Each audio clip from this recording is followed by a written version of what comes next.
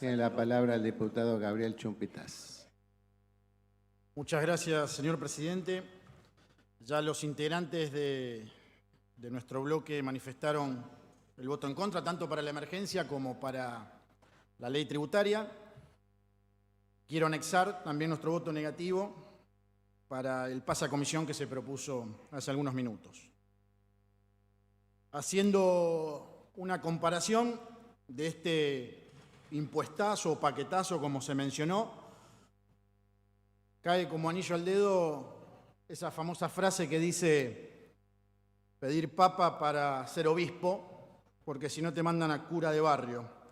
Y es un poco lo que están intentando hacer al llevar esta emergencia a las comisiones.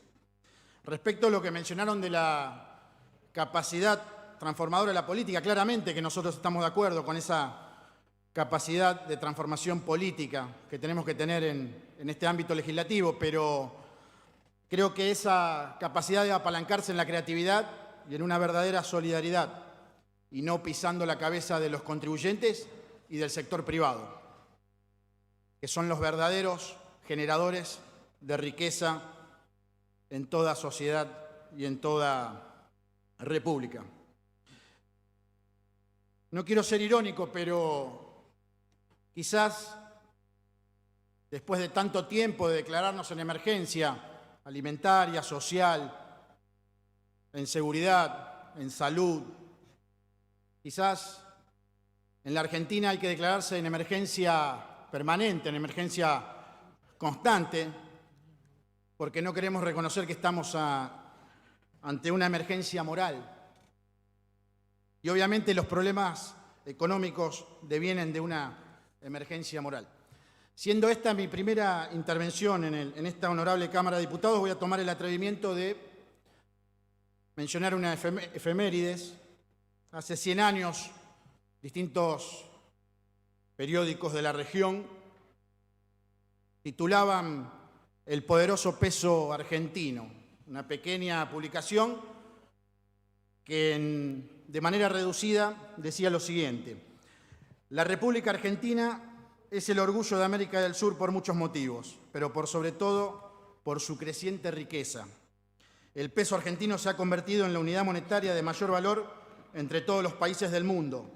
Actualmente se cotiza para las transacciones por telégrafo con un premio más alto todavía que la peseta española.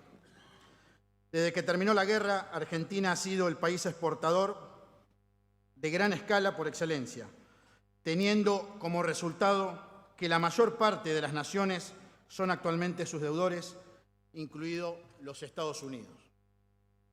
Creo que la pregunta que tenemos que hacernos es: ¿por qué dejamos de ser una nación poderosa? ¿Por qué dejamos de ser ejemplo en el mundo? Y claramente tiene que ver con que cambiamos la matriz entre lo público y lo privado. Por aquellos tiempos, el sector productivo era grande, era enorme, y el sector público o el Estado era pequeño. Pasaron muchos años y el Estado se convirtió en un Estado inmenso, paquidérmico, y el sector productivo continuó siendo un sector grande.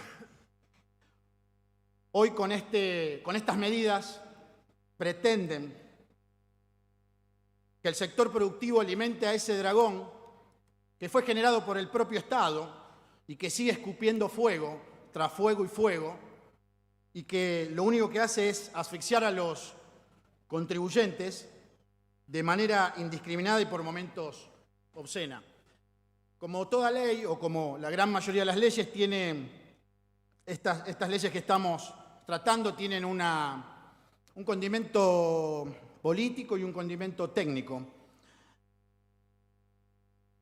Voy a evitar hablar de estos condimentos técnicos relacionados al impuesto inmobiliario, a ingresos brutos, a los sellos, a la patente. Quizás después podamos discutir de esos temas puntuales, pero quiero hacer mención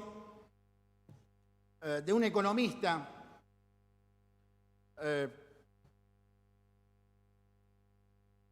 que proviene de la Universidad de Stanford, que se llama Arthur Laffer, un economista mundialmente conocido, que a través de una matriz, de un esquema, presentó una curva que postula y nos cuenta que existe una tasa impositiva capaz de maximizar la recaudación. Pero si el gobierno se excede en esa tasa, termina recaudando menos.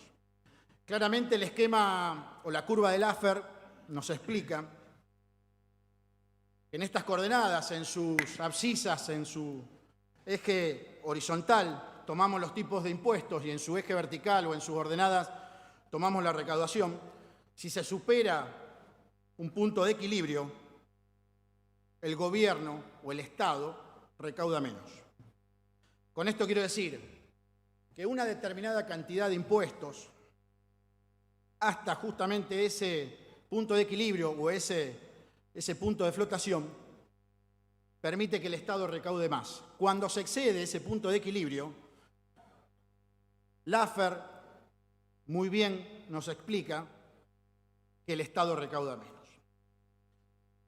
Algunos titularon esa curva como la curva de la felicidad fiscal, por el hecho de que dibujaba las ventajas macroeconómicas de la rebaja de impuestos. Para dejar simplemente un concepto político a estas dos leyes que estamos tratando hoy aquí en la legislatura, creo que este impuestazo que se está llevando hoy adelante en la provincia de Santa Fe tiene que ver básicamente con leyes que castigan a los sectores productivos y puntualmente a la clase media y al campo.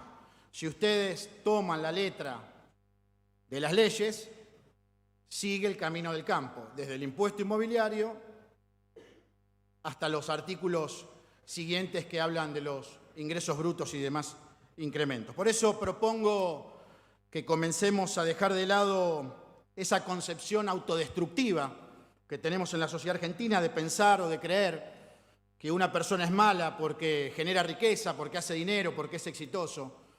Me parece que tenemos que cambiar esa matriz y ese pensamiento. Y tenemos que entender que los países y las economías ancladas en el hambre y la pobreza, dos conceptos que se mencionan mucho en los últimos tiempos, son los que se aferran al estatismo y al populismo. Siempre nos van a encontrar apoyando el libre mercado, la propiedad privada y el Estado de Derecho. Muchas gracias, señor presidente. Gracias, diputado.